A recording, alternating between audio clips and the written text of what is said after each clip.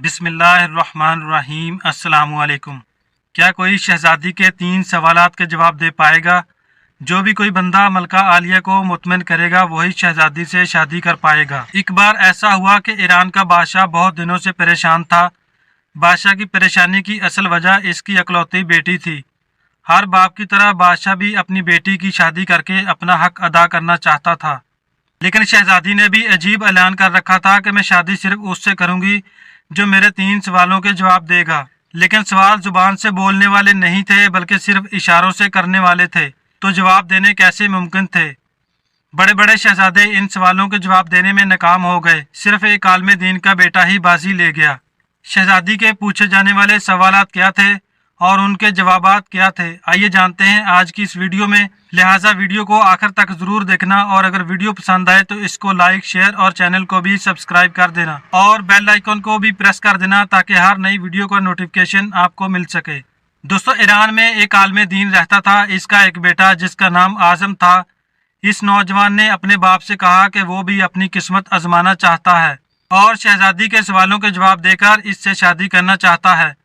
आजम के वालिद एक आलम थे और बरसों से लोगों में इल्म दीन फैला रहे थे। मुल्क फारिस का वजीर आजम, बड़े बड़े कारी और शहर का काजी भी इनका शागिर्द था। आजम के बाप ने अपने बेटे की ख्वाहिश देखी तो कहा कि बेटा, अगर तुम नाकाम वापस लौटे तो तुम्हारा कुछ नहीं जाएगा, लेकिन लोगों को बातें करने का मौका मिल जाएगा और लोग बातें बनाएंगे कि एक आलम का बेटा नाकाम हो गया। आजम अपने वालिद से कहने लगा कि अब्बा जान, बड़े बड़े शहजादे नाकाम होकर वापस लौट गए हैं, तो अगर मैं भी नाकाम वापस लौटा तो क्या हो जाएगा?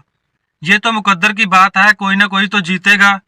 और क्या शायद ये खुश नसीबी मेरे मुकद्दर में हो और मैं जीत जाऊं? आखिर बाप को अपने बेटे की जिद मानना पड़ी। आजम अपने वालिद की नेक तमन्नाएं लेकर खुशी खुशी महल की तरफ चल पड़ा। जंगल की आग की तरह ये खबर भी शहर भर में फैल गई और लोगों ने महल का रुख किया। मुकाबले के वक्त बादशाह का महल शहर के लोगों से भरा हुआ था। बादशाह तख्त पे बैठा हुआ था और साथ मलका आलिया भी महल में मौजूद थी। वजीर और दरबानों से लेकर वामन्नास सब लोग दरबार में जमा थे। आखिरकार शहजादी ने अपना पहला सवाल कर डाला। शहजादी ने अपनी शहादत की उंगली फिजा में बुलंद की तो इस सवाल के जवाब में आजम ने अपनी शहादत वाली उंगली के साथ दूसरी उंगली भी फिजा में बुलंद की। यह देखकर शहजादी मुस्कुरा उठी। मलका आलिया ने कहा, शाबाश ए नौजवान, तुम पहले मरहले में कामयाब हो चुके हो। तो दूसरे सवाल के लिए शहजादी अपनी जगह से उठी और हाथ में तलवार लेकर हवा में लहराने लगी। ये सब करने के बाद शहजादी वापस अपनी जगह पर बैठ गई। वक्त के बादशाह समेत हर किसी की निगाहें आजम पर थी कि क्या आजम इस मुश्किल सवाल का जवाब दे पाएगा या नहीं। इसी दौरान आजम खड़ा हुआ और उसके जवाब में अपनी जेब से कलम निकालकर फिजा में बुलंद कर दी। मजमा आजम के इस अमल को देखने लगा। इसी दौरान मलका आलिया बोली, ए नौजवान, मुबारक हो, तुमने अपनी जहानत का बड़े अच्छे से इस्तेमाल करते हुए इस सवाल का जवाब भी सही दिया है। मलका का यह कहना था कि सख्ता की हालत में मौजूद सारा दरबार मुबारक हो आजम, मुबारक हो की आवाज़ों से गूंज उठा। शहजादी के पूछे जाने वाले 2 सवालात क्या थे और उनके जवाबात क्या थे?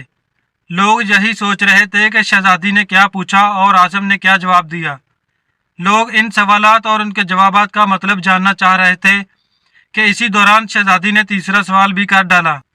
शहजादी अपनी जगह से उठी और तेजी से सीढ़ियां चढ़ने लगी और फिर वापस तेजी से सीढ़ियां उतरकर अपनी जगह पर आकर बैठ गई। यह सवाल बड़ा अजीबो गरीब था। दरबार में हर तरफ खामोशी का पहरा था।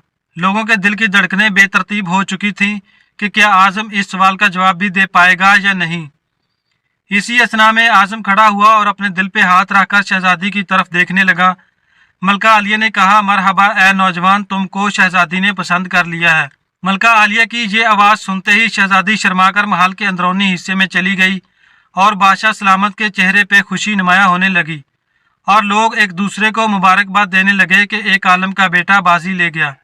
आजम ने दिल में अल्लाह की ज़ात का शुक्रिया अदा किया कि जिसकी मदद से आज आजम को कामयाबी मिली और अपने आलम बाप को शर्मिंदगी से बचा लिया।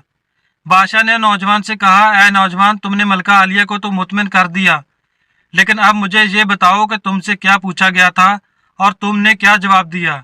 अगर तुमने एक भी गलत जवाब दिया तो तुम्हारी गर्दन काट दी जाएगी।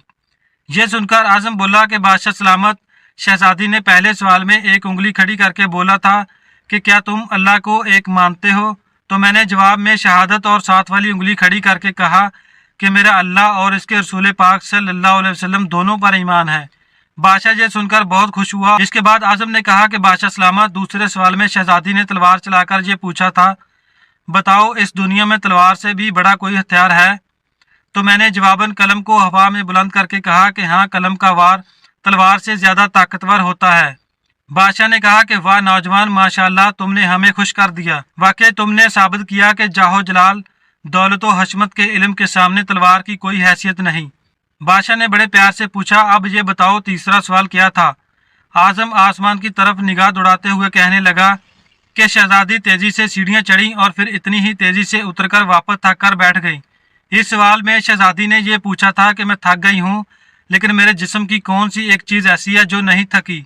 तो मैंने जवाबन अपने दिल पे हाथ रखकर कहा कि दिल है, क्योंकि दिल ही इंसानी जिस्म में वो वह चीज है जो पैदा होने से लेकर मौत के आने तक मतवातर धड़कता रहता है और थकता नहीं।